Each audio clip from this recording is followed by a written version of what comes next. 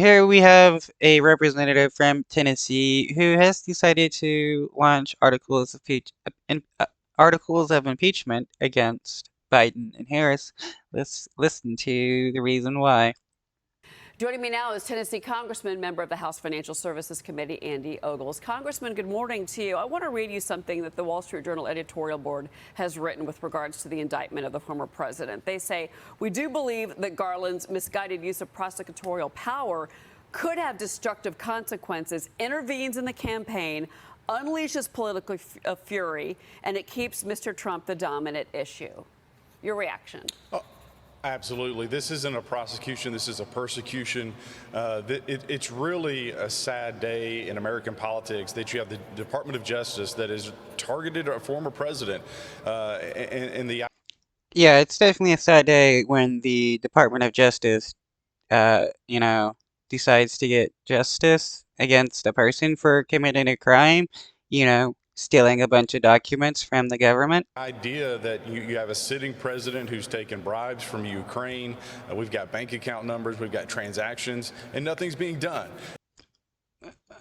Well, at the moment, I mean, if any of this is true, I mean, he's a sitting president, and, according to Trump, the Department of Justice can't do anything to a person while they're a sitting president, so they're gonna have to wait until he, leaves office, just like how they had to wait for Trump to leave office. And so that's why I dropped the articles of impeachment against Biden. And enough is enough. The American people, quite frankly, are going to elect President Trump to be the next president of the United States. And I don't. Yeah, the people are going to elect Trump to be the next president. Yeah, I mean, if that does happen, it's truly going to be a sad day, but Trump is not going to be president. I think Biden will even be the Democratic nominee. Oh, you think Robert F. Kennedy is going to be the nominee? Well, we'll see. I think the vultures are circling, if you will. I hope anti-vaxxer Kennedy does not become the presidential nominee for the Democrats. You see a lot of Democrats not saying anything to defend Biden, and I think that's an indicator that they're waiting for the next shoe to drop, and he will not be the nominee. This is going to be Trump. This is Trump's primary to win. This is Trump's general election to win, and the latest polling data shows that. Okay. Well, you mentioned this, though. I want to dig into this. You're introducing these articles of impeachment against President Biden, but also Vice President Harris. You call the president a disgrace to the Oval Office. How many members would you say are ready to join you in this to try to impeach President Biden at this point? Yeah, to be determined. We just had the information. To be determined. So at the moment, no one. Drop in the Senate from Grassley talking about the audio recordings. There's 15 with Hunter, 2 with the president, talking about Burisma. When I say president, I mean Biden. I mean, this is a clear path.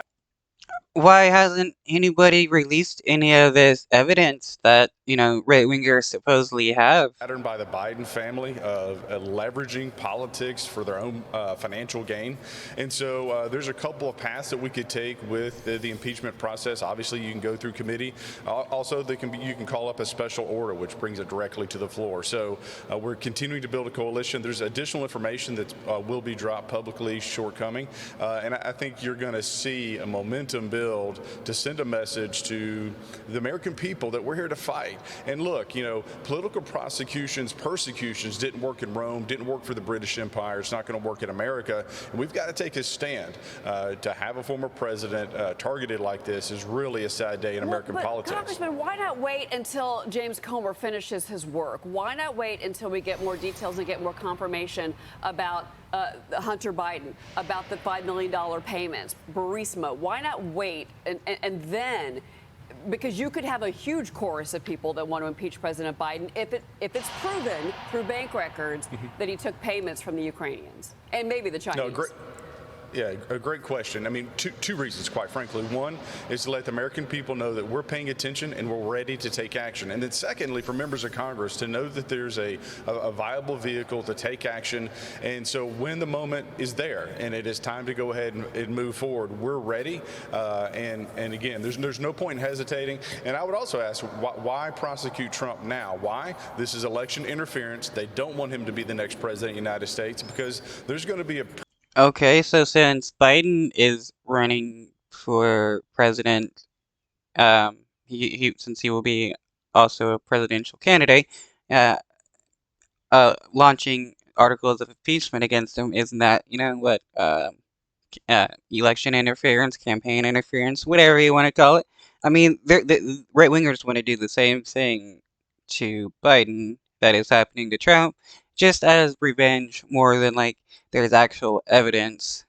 It's just hilarious how um, Trump being investigated for his crimes is supposedly election or campaign interference, but them doing the same to Biden is not the same. purge in this woke administration as there needs to be. Tiana Lodesher is with me on set. Congressman, so it seems as though the case is pretty clear about Biden, right? This alleged influence peddling. I'm sure that you're sitting on evidence that we'll see soon. But my question is about what about this impeachment of Kamala Harris? You're citing her performance on the border. Wouldn't it make more sense to be able to impeach Mayorkas before you impeach Harris? Because Yeah, he can't impeach Harris for nothing happening on the border. It's pretty hilarious. Like, what? We got a decrease in immigration since the ending of Title 42, and right wingers are flipping out, acting like our borders are destroyed and there's a bunch of people coming into the United States when that's not even happening. doesn't this risk making it seem as though it's flagrantly political? Well, you can call it political, you can call it not political at this point. I mean, that shoe's been dropped with the persecution of Trump. But that being said, she was named the chief border czar. And look, under the Obama administration, 1,000 crossings a day, 30,000 a month, was considered a crisis. Under this administration, it's increased almost tenfold, 300,000 a month. And look, No, we're not having 300,000 people cross the border a month. I come from a small town, and the fact that every small town in America is now a border town because of fentanyl. You look at the age bracket between 18. Wait, every small town in America is now a border town because of fentanyl? That doesn't make any sense whatsoever. So they're saying like a small town in like the middle of Iowa is a border town because of fentanyl? Like, no, that's just stupid. 18 and 45 in 2020 and 2021. There was more deaths from fentanyl than COVID, suicides, and car accidents. There has to be a reckoning for this. We are being flooded. Our streets are being flooded by fentanyl. The Chinese are obviously complicit in this, but we need a whole. No, our streets aren't being flooded with fentanyl. I mean, I can walk down the street and my feet don't even get wet with fentanyl. Hold those responsible and those who have the power to do something about it, we need to hold them accountable. We do need to run, but I will say, I mean, being inept at her job, which she is, fine, but an impeachable offense, I mean, I think it'll be interesting to see how that plays out, Congressman. Please keep us. Yeah, he's just gonna get laughed at by saying he wants to impeach Harris for the border.